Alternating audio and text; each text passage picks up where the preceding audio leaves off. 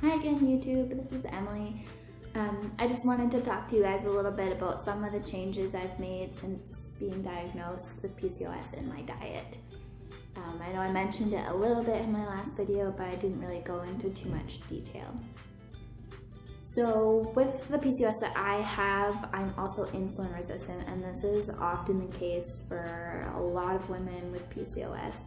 Being insulin resistant basically just means that your body has a hard time getting glucose or sugar into your cells.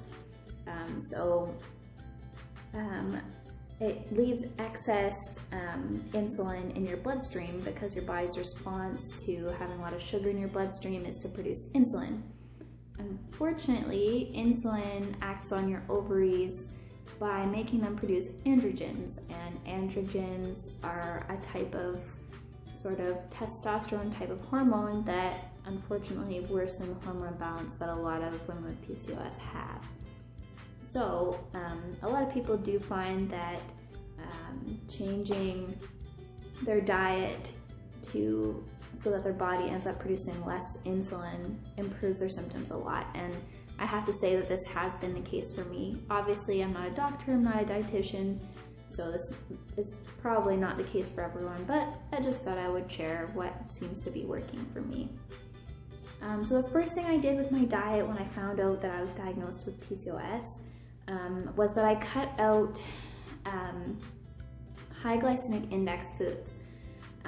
Now, high glycemic index foods are basically foods where the sugars that are in them are released pretty quickly into your bloodstream, and so it causes a spike in blood sugar, which then causes a spike in insulin and makes your ovaries produce those androgens.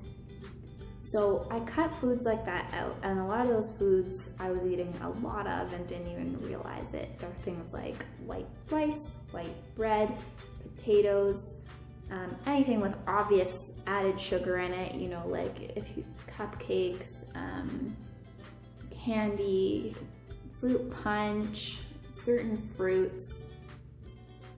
So a lot of foods do actually have a high glycemic index that might not necessarily seem like they do. So I replaced those foods with a lot of lower glycemic index foods. And so I've been eating a lot more things like eggs, meat, vegetables, a lot of certain fruits. With fruits, you just have to be a little bit careful because some of them are high glycemic index and some of them are low.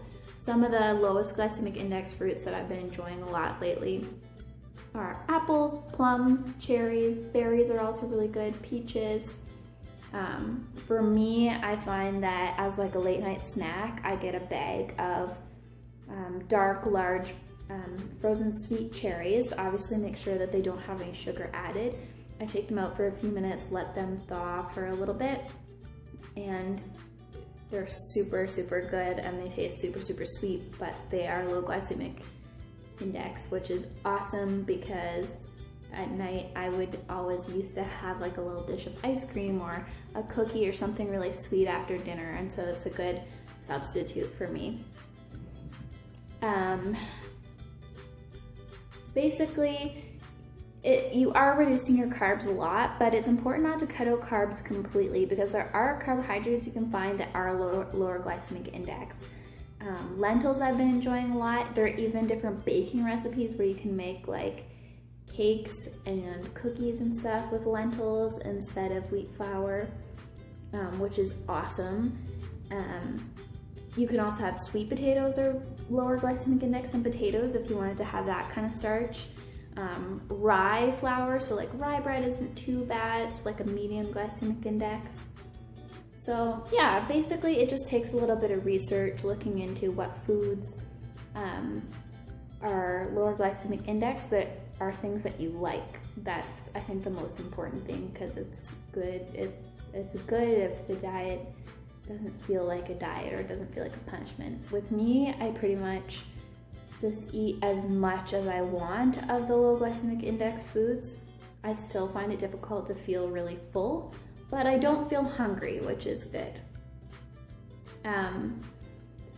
So for example, something I would have in a typical day for breakfast, I might have an egg or a smoothie. I've been using cashew milk or coconut milk in my smoothies.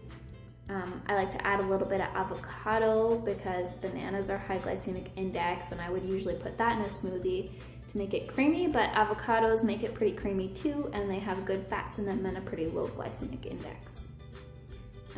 Another good thing to add to your diet, make sure you're getting like an omega-3 supplement. I've read a lot of good things about that. They say it's really good. I've also been drinking a lot of teas. I've been drinking a lot of spearmint tea. So there is actually a lot of research suggesting that this helps hair growth in women with PCOS because it helps reduce androgens. So I've been drinking a couple cups of this a day. And then I've also been drinking guava leaf tea, which I found at like an Asian market near my house. There's no research on guava leaf tea and PCOS specifically, but it does help to regulate your blood sugars, so I figured that can't hurt, and it doesn't taste bad. Neither of the teas taste bad, so I figure if it's not gonna hurt me and it might help me, then why not? Another thing I've added to my diet is cinnamon. I've also read online that cinnamon's a good natural remedy for PCOS, so I've been adding that to some of my foods and smoothies and stuff. I have a really good coconut cherry smoothie that I've been enjoying a lot lately.